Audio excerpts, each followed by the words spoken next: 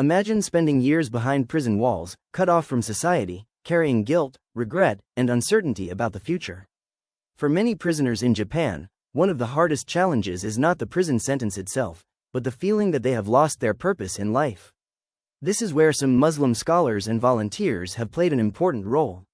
When they visit prisoners, they often begin with a simple but powerful message: your past does not have to define your future.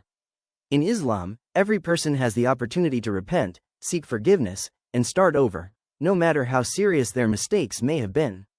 This message can be deeply meaningful to inmates who feel rejected by society and trapped by their past actions. During these visits, scholars often discuss stories of people who transformed their lives after making serious mistakes, emphasizing that change is always possible.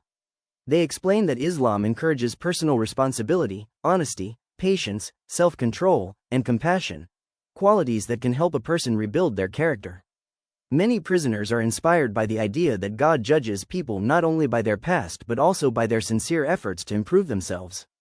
Scholars may also teach practical habits such as daily prayer, reflection, and self-discipline, which can provide structure and stability in an inmate's life.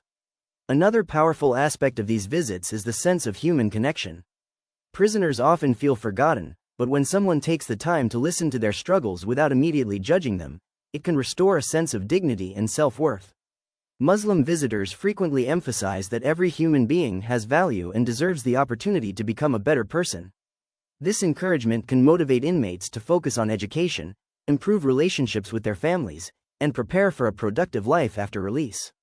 Many inmates who are drawn to these teachings say that they find hope in the belief that redemption is possible. Instead of seeing themselves only as offenders, they begin to see themselves as individuals capable of growth and positive change. While rehabilitation depends on many factors, including counseling, family support, education, and employment opportunities, the message shared by Muslim scholars often centers on hope, accountability, and self-improvement. For some prisoners, this perspective becomes a turning point, helping them believe that even after making serious mistakes, they can still build a meaningful and responsible future.